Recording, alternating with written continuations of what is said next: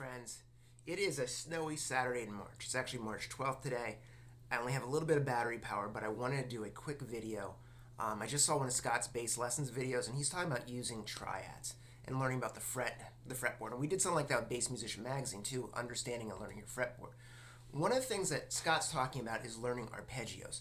Now, arpeggios, learning the names are great, and it's a good way to kind of memorize your fingerboard. Another thing that you can do is learn the shapes.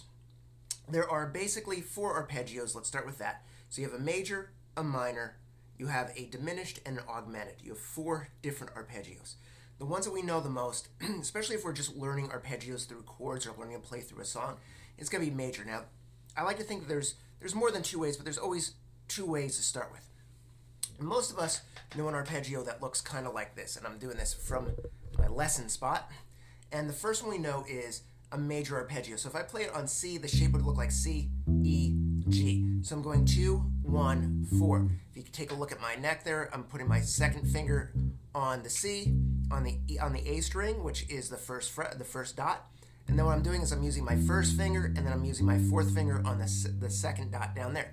So I'm going 2, 1, 4. It's the first dot. So did I say second dot? I meant first dot for the C. First dot, and then I'm outlining that. So that's that 1 or 2, 1, 4. That's one way to play a major arpeggio. Another way to play a major arpeggio is on the same string. So instead of doing an adjacent string, I'm going first, starting on here and going C, shifting up to that 3rd dot, which is E, and then playing the G on the 2nd dot. So I'm going dot, dot, dot. Now that's a major arpeggio as well. So I have 2 different ways to play a major arpeggio. And if I can learn the neck, I know that I'm going C, E, G, just like as I went up in half steps, like on Bass Musician Magazine where I talked about that. In this case, we're thinking about outlining an arpeggio. So we have our major arpeggio shapes. So major arpeggio shape, going 2, 1, 4, or 1, 4, 2. Dot, dot, dot, dot. Good. That's major. Minor is going to be the next one we're going to talk about. So the minor one, a lot of times we think of minor, we're going to go 1, 4, 3. That's our minor arpeggio. So I'm going C, E flat, G, and I'm doing 1 on that first fret, or the first dot, got the same fret, dot, first dot. So I'm going to that first dot, I'm going to my 4th finger, and I'm not shifting. So it's actually, you think about it, it's after that 2nd dot, I'm going right there, and then I'm playing the G in the same space that I played the G before.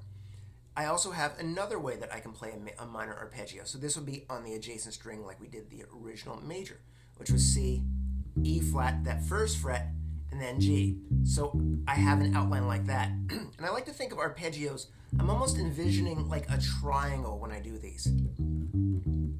So I can see a line that I'm connecting those. So my major arpeggio is 2, 1, 4, or 1, 4 with a big shift to the G right there. My minor is 1 without a shift to the 4 to the G. So I'm using that same G, which is that 2nd dot. So that's that interval of a major or a perfect 5th from C to G right there. That's a perfect 5th. And then I have the option of going in and playing my minors. So my minor is going to be 1 to the minor 3rd, no shift, same G. Or playing it on the adjacent string, going C, E flat, G.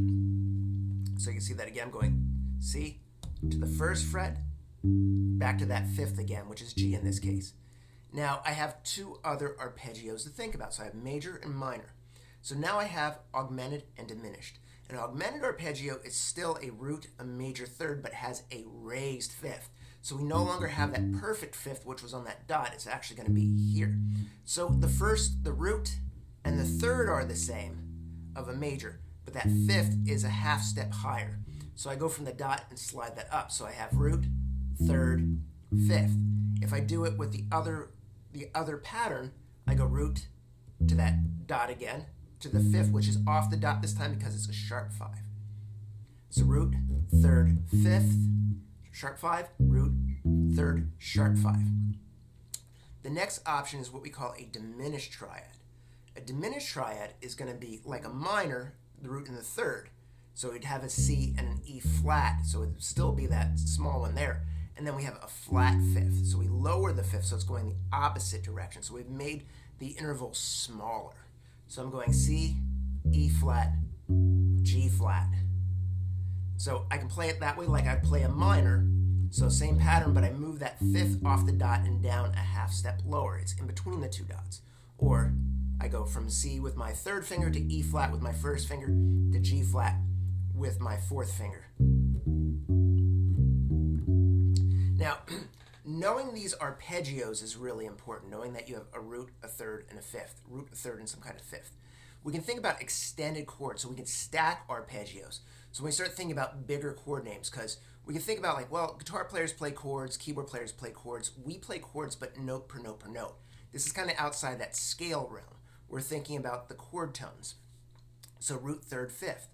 If we stack an arpeggio, say I do two major arpeggios. So I have C, E, G, and then I go to the G and I play G, B, D. I'm now stacking arpeggio. I have C, E, G, G, B, D. So I've stacked that, and now I have a larger chord. And all those notes work over that. It makes for an interesting tone. E, G. So we said C, E, G is a major triad. And if I stack that and I go off my G and I play another major triad, I have an extension of that C chord. So I'm actually playing a C major 9, C, E, G, G, B, D, by using two of those triads, by stacking them. So once I get comfortable with the shape and I go off here, I have a triad. And I can start using those shapes together to create some interest. Now, in this case, I'm playing off the fifth, so if I stack it, and then I go off the fifth, I end up with a full chord. Now, I can alternate and arpeggiate between those different chords, and I can try stack them in different ways. And what I want to do is I want to know the names as I'm doing that. So say I go C minor, I go C, E, G, and then I play a G major triad off the top of that. I end up with a minor major sound. So I have C, E, G, G, B natural, D, G minor major, which is a cool sound. Or if I do, say, G major followed by G minor, or say C major followed by G minor, yeah, let's get that right. C major followed by G minor, I end up with a dominant 7 with a 9 on the top. So it's like a G7, it's a G7 9. So I have my D on top of there too. So being able to kind of understand triads is really important. Being able to name those triads and then go from there and say, okay, well, if I take this triad and then I build out from the triad and I augment it, so I add something to it, it's going to give me wider chord variety. So if I have a set of chords, if I have, like, say I'm playing a song and it's going, say, G, C, A, D. I can play the roots, but what if there's a quality of those chords? And what I mean by there's a chord. So if it says D, if it says G, and I'm just assuming it's a G, it's probably just a dominant triad, but what if it's a C7? So I know that I can actually go in and extend that chord. I can play some of those other notes. If I know that A is minor, I know that triad, plus I can go in and add another triad on top of that. And if I stack two minor triads, so A, C, E, E, G, B, I end up with a minor 9 chord. Stacking triads is a way to extend and build up the quality of the chord. It also gives you the option of not always playing the root. So a lot of times, especially in jazz or I'm playing a tune, I have the root or I have the fifth. I can start my line off the fifth and I have the option of building back. So if I say, well, what I mean by that is if I have a song and I'm in G, I might start on the D, because the D, as long as I know the quality,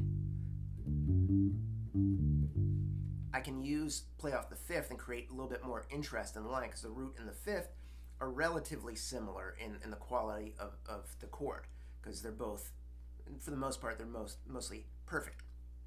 Now, I have to be careful because depending on the chord type, I don't want to play the wrong chord on the top and change the quality of the chord against what everybody else is playing. So I do have to be careful about that. So it really comes down to thinking about starting simple. Start with triads. So major triad, minor triad, diminished triad, or let's go augmented first, then minor triad, diminished triad, right? So go back through those again. So let's go back to C and do that again. Major triad, minor triad, augmented triad, diminished triad. Two different ways to play each of those. They're the same notes, whether you're doing the root and the third on the same string, or the root or the third and the fifth on the same string. Does require that you just kind of work through it a little bit. And if you have any questions, hit me back. I'd love to talk to you about it. Something very cool. It is a good way to kind of build through a song. And if you are using, like, I always like to pull up, for instance, if you have iReal Pro, open up Autumn Leaves. Autumn Leaves is a really good track to work through, especially if you're just working through the triads and you're thinking, okay, well, minor triad, D7, we'll focus on it as a major triad, G major triad, C major triad. So if I just let's outline those four notes, those four chords. Let's see how that sounds. Let's outline it. So we have minor, major, major, major. So we're going A minor to D7, which we're going to play as major here. G major, C major. So we're just outlining the chord. Now I didn't give you the root on the top because I was stacking them to extend, but in this case, we just want to outline those chords. And we're just looking at iReal Pro, Autumn Leaves, those four chords at the top. A minor 7, D7, G major 7, C7, just to kind of build out an idea. All right, friends, I hope that you feel like you got some out of this. This is Steve the Bass Guy. I haven't done a lesson on this channel in a little while. Check Bass Musician Magazine. I have a bunch of lessons on there right now. This one is just, I saw Scott's bass lessons, and he's kind of working through the same ideas I was going with on the magazine, and I just wanted to extend that idea out here a little bit, and hopefully you get something out of this. And if you have any questions, I can answer them for you, or if you want to take a lesson. I do teach private lessons. I've been teaching for over 20 years. If you are interested and you're like, I want to learn jazz, I want to learn rock, I want to learn whatever, conceptually everything is kind of related. So they're not so far removed from each other, it's just feel. So we can have that discussion. I'd love to talk about that. I hope you're okay out there. Stay safe, and peace, love, and low notes, Be good.